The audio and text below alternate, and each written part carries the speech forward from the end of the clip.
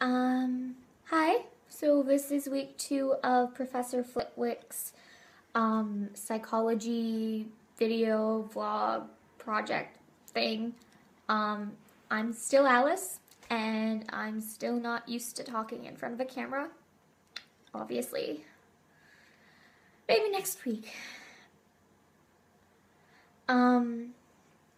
So for this week, we were supposed to give advice to our past and future selves, and I guess I'll start with past me. Makes more sense. Um, Dear past Alice, there is so much that I would love to tell you.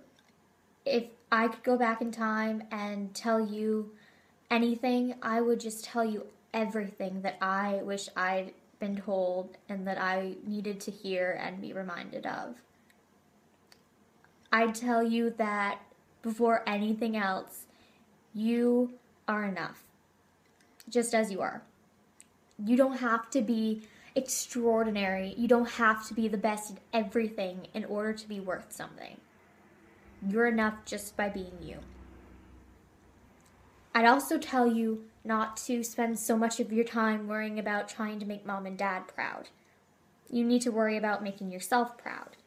And I know that's really hard to do sometimes, but even if you can't do that, you don't have to worry, because I promise that Edmund and Aunt Helen are always going to be proud of you no matter what. I'd also tell you to try not to let it bother you that mom and dad are gone so much.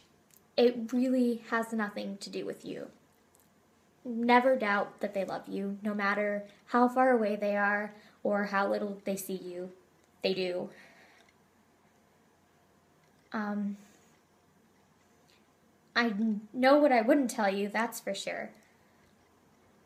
I wouldn't tell you to ignore the other kids and the way they treat you.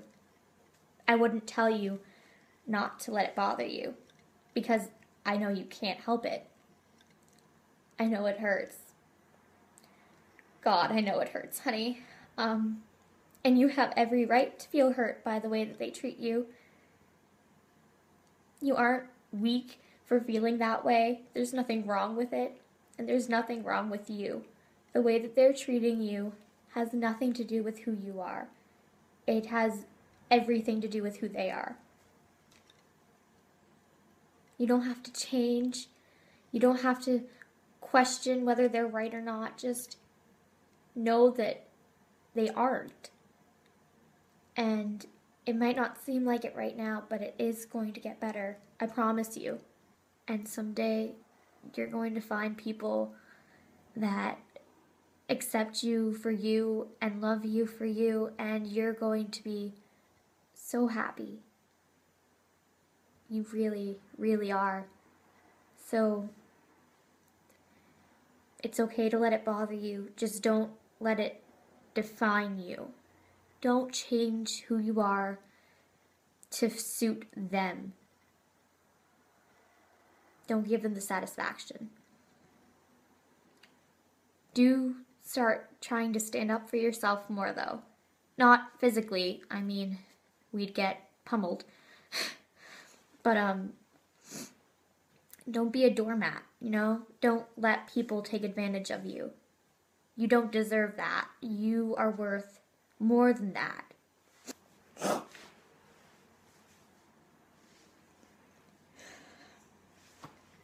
I just want you to know that there is nothing wrong with feeling scared or worried.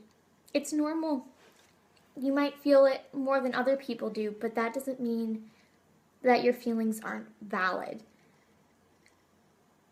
Don't let anyone tell you that you shouldn't feel worried or that you can't feel scared, because if you do, then you have every right to feel that way, and it's okay, and it won't last forever. And know that it's okay to ask for help, and it's okay to accept help when people offer it to you, because it doesn't make you weak and it doesn't make you a failure. It makes you smart. My last piece of advice is going to go to a slightly older past me than the other stuff was. I know that right about now, you're going to have a couple boys come into your life and at different times, and they're going to seem like the world. Just be careful. Remember that you deserve to be treated well and that you don't owe them anything. And look out for yourself and try to make sure that you're happy. Okay, past me, I promise that this is the last bit of advice that I'm going to preach to you before I move on to future me. But I know that you haven't had much luck with friends and people treating you well. And I know it's hard to trust people. But I just want you to know that when you get to Hogwarts and you meet this amazing group of people, not to be worried about whether they'll like you or not, or if they're just putting up with you. Just trust them and try not to be so shy around them, because they are the single best group of people you could ever ask for. And they're going to make your life so much better. Okay, future me. It's harder to give you advice because I don't know you. I hope you're a good person. I hope that you've turned out to be somebody that I would be proud of. If you aren't, then fix that now. Yeah, like I said, I mean, try to stand up for yourself more, maybe, like I told past me, because I know I'm still not good at that.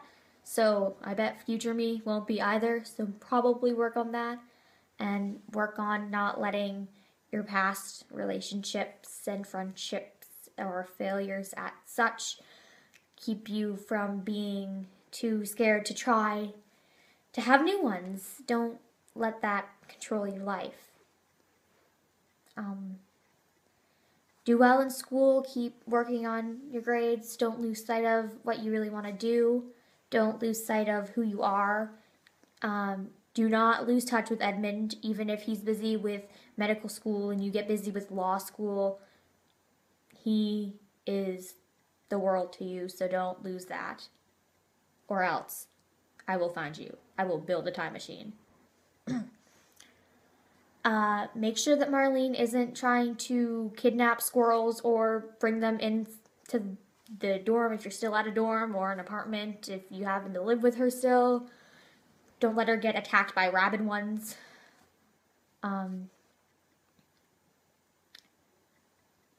Be careful on Twitter, because you don't want to accidentally start off a fight somehow. Yeah. Just don't do that.